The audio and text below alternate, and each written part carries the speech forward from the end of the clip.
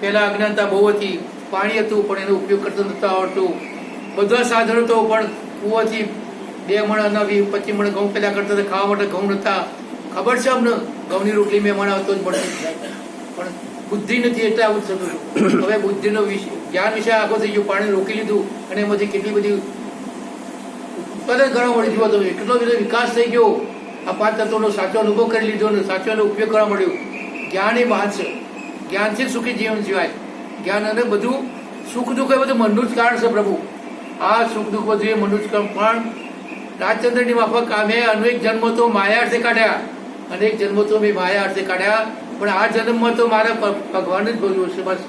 અને એમને યથાર્થ ભજ્યું અને પ્રભુને મેળવી લીધા. પ્રભુ પરમ ચૈતન્ય તત્વોની ઓળખાણ કરી દીધી એમની. રાજચંદ્ર એ પોતે પ્રેક્ટિકલ કરેલું છે સાહેબ, પણ અનુભવણથી આપવું છે. આ જ્યોતિઓ દેવા બધા આપણે કરીએ પણ જ્યોતિ મય જ્યોતિ થઈ જાય, અજવાળું થઈ જાય તો ખબર પડી જાય. આ બધી જ્યોતિઓને જોનારું છે, જોનારું. તમે ના હોય તો કોઈ જ્યોતિ કોણ જુઓ? તમે છો તો બધું છે. અને આ શરીરમાંથી પોતે નીકળી ગયો પછી તો આશા તો આશા જો એની વાસનારી જાય જન્મ લે એની જતો રહે. આપણા મા બાપ અજ્ઞાન હતા, અંધશ્રદ્ધામાં બહુ માનતા હતા, માતા મહાદેવ બુઆ ભૂપેન બધા માનતા હતા, એટલે આપણામાં બધા વિચારો છે કામ કરીએ તો આમ થાય, આમ બધા રાખીએ તો છૂટાય, આવું જ થાય. કારણ કે અજ્ઞાનતા પડી છે. પણ જયારે જ્ઞાન આવે ત્યારે બધું હટી જશે. જ્ઞાન આવે એટલે બધું હટી જાય. અમારે તો ઉભરાણની અંદર હરિશંકર મહારાજ હતા, કાશી ગયા, વિદ્વાન પંડિતજીને આવ્યા અને ઉભરાણની વાવ ઉપર દર વારે બકરો ચડે, કુકડો ચડે, બધા ભોગ આપતા હતા બધા. તારે અમને આવીને કહી દીધું ખબરદાર છે, કોઈ ભોગ ચડાવીશું, કોઈ જીવની હત્યા કરી, મારું માથું કાપો તો કાપી નાખો, પણ જીવ હત્યા નહીં કરવા દેવું. જીવ હત્યા રોકી દીધી. તારે એક ભાઈ આવી અને ધૂળથી આવી અને કે તારું નખો જજો. હવે શંખડીના શ્રાપ લાગે નહીં સાહેબ, પણ આપણે તો કોઈ કઈ જાય તો કામ થઈ જાય તો તકબી જઈએ. અરે ડરવાની કોઈ જરૂર નથી. હું કીધું આ શંખડીના શ્રાપ ના લાગે સાહેબ.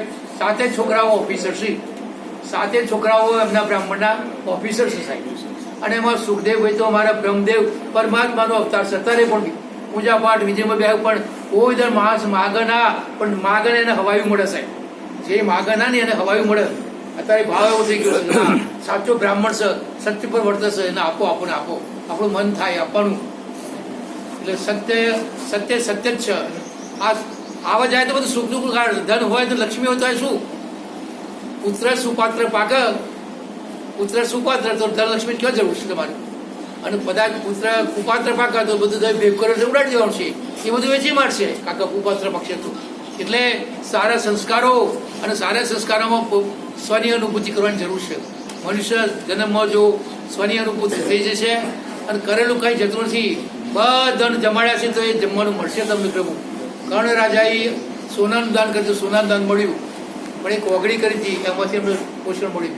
એમાં આ બધું સારું કરે, સારું ફળ મળવાનું છે, એમાં ના નથી. પણ મનને શંકા નહીં રાખવાની અને જાણી જોઈને ખોટું કરવું નહીં, ખોટું બોલવું નહીં.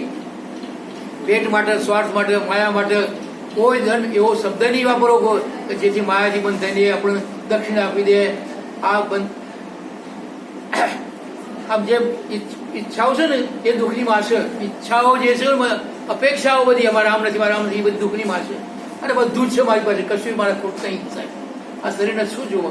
જમવા માટે પાયર ના જુઓ છે અને પ્રભુ પૂરું પાડે છે. અરે એને જે પ્રભુના ભરોસે એને તો ગમે તે જાય મળી જાય છે પ્રભુ, એના ભરોસે. પણ એમાં ડગી મગી જાય તો બધું ભગવાન ખસી જાય છે. ભક્તને આધીન ભગવાન છે. ભગવાન તો ભક્ત માટે દોડ મૂકીને દોડે છે અને એના કાર્યો કરે છે પ્રભુ. પણ આપણને સમજણ નથી આવતી કે શું થઈ ગયું, કઈ રીતે પ્રભુ. એટલે હું તો પરમાત્માને એ જ વાત કરું છું, જેમ ગંગા સતી ના પાડતી મહારાજને, મહારાજ આ બધું નથી કરો તમે, આ પ્રમાણ નહીં આપી શકો ને મુશ્કેલ થશે. ના ના, જેમ તમે તો ભગત છો ને મારી ગાય મરી છે તો તમારું સત મૂકો. અને સત મૂકીને ગાય સજીવન થઈ, પણ લોકો પાછળ પડી ગયા. કાળ માણસ પાસે કઈ સત છે, લોકો પાછળ પડી જીવવા નહીં દેવા સાહેબ. બધાનું સમાધાન તમે નહીં કર્યું, તમે તમારું જુઓ. આ મારું પોતાનું મનુષ્ય અવતાર મારે સફળ કેમ થાય?